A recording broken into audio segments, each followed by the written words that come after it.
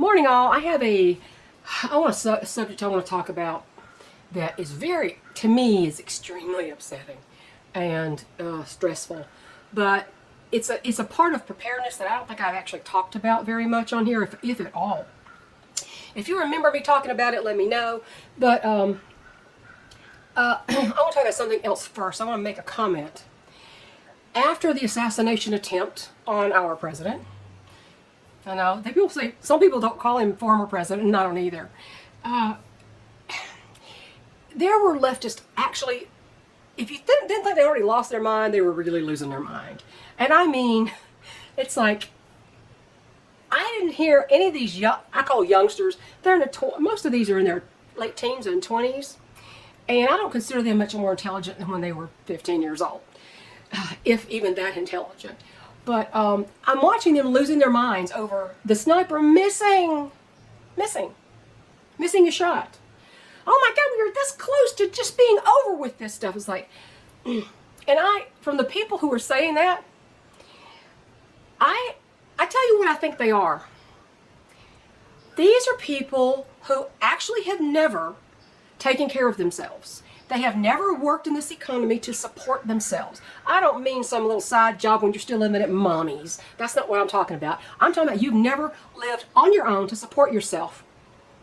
And I mean handled your own finances, been out in the working world. If you had been, little cupcake, you would understand why we're so upset about the administration that's currently in power, staying in power, and how it's critical to our country's future at this point in time to elect someone like Donald Trump, not like Joe Biden. And I'm fully convinced that most of these people who are having these little leftist, crazy, irrational meltdowns have never actually supported themselves. Okay, so you work at a job and you live at mommy's. You haven't supported yourself. You haven't actually been out of the house, working at a job, taking care of your own bills, and paying you for your own groceries. This is what I feel is going on here for a lot of this. Now, that said, there are people who have been out on their own to a degree and still haven't learned a darn thing. And they may be incapable of learning and seeing what's right in front of their faces. I don't know. I can't explain some of the idiocy that I'm seeing on YouTube right now.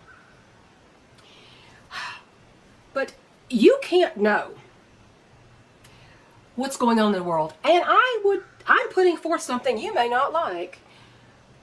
A lot of people may not like. I don't believe you should be allowed to vote until you have lived on your own for a year and taken care of your own bills. Until you have worked for wages for at least a year. I don't think you should be allowed to vote because you have no basis from which to make any judgments about that, about who should be in the White House. Just my humble opinion. Take it or leave it. That would solve a lot of the problems, because a lot of these people I'm looking at their ages going, you still live at home, don't you, honey? I know you do. You have not had to support yourself at all. If you did, you would be craving a Trump administration like the last one, when you could pay $1.89 for gasoline, not $1.89 a gallon, not $3.89 a gallon or more. You could be paying $10 for a bottle of olive oil, not $40, if you even eat that. And you have no idea how much fast food has gone up. I mean, some of us do, but you don't. I mean, I'm watching and look at the prices going, they want that for that? Are you serious? I don't even know what's in that. So that's just my take on it. These are people who never had to live in the real world. Much like people like who are in our government. Most of them are fairly wealthy. Maybe they didn't start out wealthy. But you know what? AOC may have been a bartender, but you know what? She came from a well-off family. And now she's worth $30 million almost on her salary in Congress. You know, there's some shady stuff going on there, just like they are for Nancy Pelosi, Miss Insider Trading herself, and all these others. And oh my God, we don't condone political violence. You liar, yes you do. You condone it all during the whole reign of BLM and Antifa destroying all our cities. You condoned political violence. Yes, you did. You gave them all a pass. Kamala Harris paid their bail for these people to get them out of jail. These people are dangerous.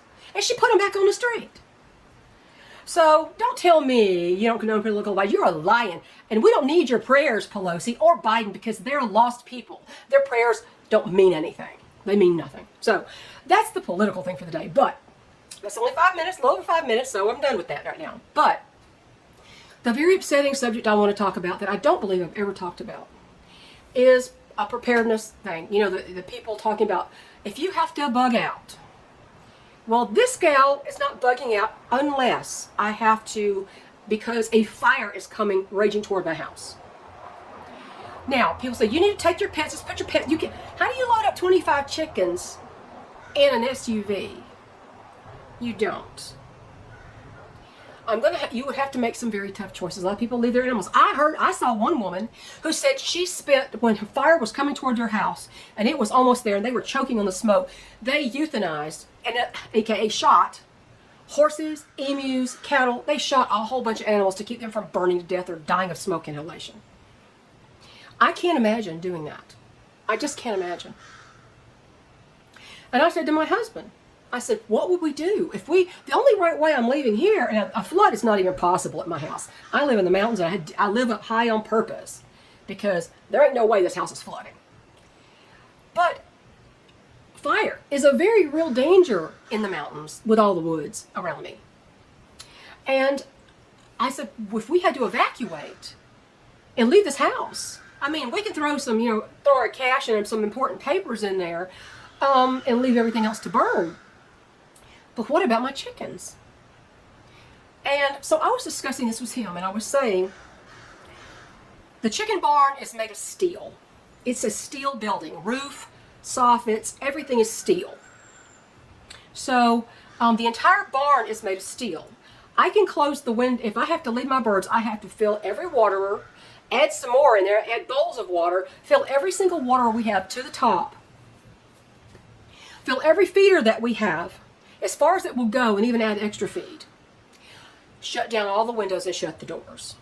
Now, the only place that smoke is going to get into that building is actually around the soffits. There's a tiny little bitty sliver, just a tiny little sliver. Not big enough for a rat or something to go in, but a tiny sliver.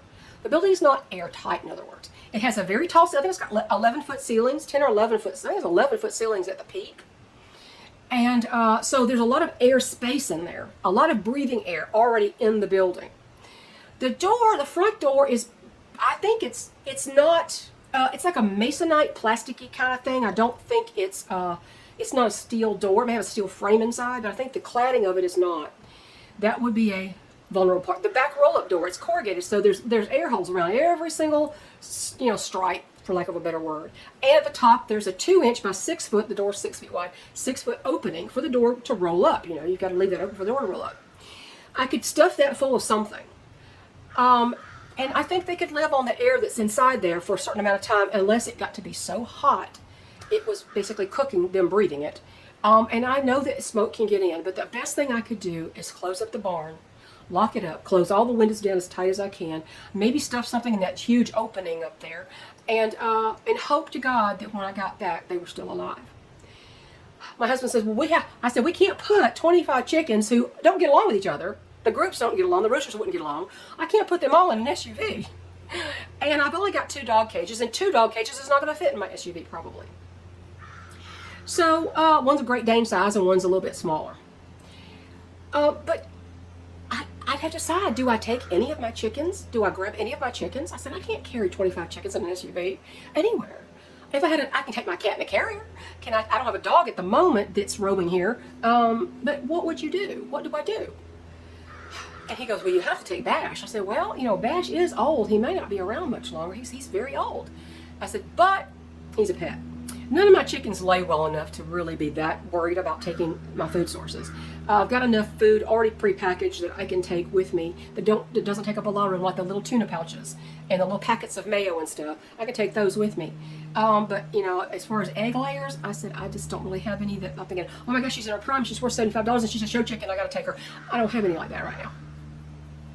So this is something I've always struggled with. What do I do with my chickens, who are mostly all pets? What do I do with them? Do I take anybody? Who do I take? Do I take an egg layer that is flighty and nutty and it's going to fly out the door if I open the door crack and end up on the highway somewhere?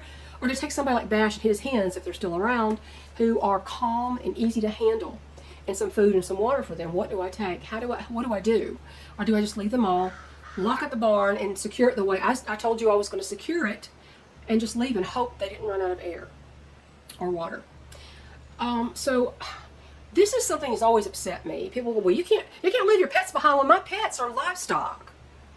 It's a little hard to think about putting chickens in an inside car, you know. So this is something that I've always struggled with. I haven't heard really too many people address this at all. They say take your pets. Well, if it was a dog and a cat, you know, fine. If I had fish, who cares? I mean, fish, you know, attached to fish. I can't imagine. But you know, pets. Domesticated pets are one thing. Something like a livestock animal like a chicken is difficult. I'm sure somebody could stick a goat in their back in the back if they wanted to. My father, when we were young, and I had my ponies, and they were boarded. I lived in the city outside Atlanta, in a little small city. It's a big city now. It was a small city outside Atlanta, and it was in the city limits. And we had to board our ponies. So he would come on the weekends and he would bring the ponies back. And sometimes the way he would bring them back is he would take, you know, that's when the cars were really big and, you know, stretched out like the big Impalas and stuff like that. And he would take the back seat out and he would put the pony, let her walk up in there with her head out the window, and he would take her to her house. And that's the way he transported. Now, he had a trailer. He had an actual trailer that he built himself. But I remember often we would be riding down the road with a pony in the back seat. People going, oh, look. So, but, you know, you wouldn't want to do that for very long, because that's like a short distance from one place to the other, not sitting in there on a trip when you don't even know where you're going. Evacuating to where? That's the thing. People say, you may have to evacuate. Well, to where? Most of us don't have enough money to own 3 different houses. I looked into buying a house up on the mountain, a smaller house one time, just a getaway cabin, so that we would have a place to bug out to if we had to leave this place. But they don't really exist anymore. I just looked on Realtor.com to see if they even existed anymore. And the ones we looked at when we bought this place 22 years ago, I see nothing like it. A little 800 square foot log cabin on an acre or something up on a mountain. They don't exist. I think people began keeping those or moving into those. So that's not an option. Where do we bug out to? I don't know. We may bug out somewhere and sit in a parking lot. I don't know until danger's past. But in any case, this is a subject I find very upsetting to me, because I'm more worried about my chickens dying and horribly inhaling smoke or getting burned alive than I am what happens to the rest of my house. I really am.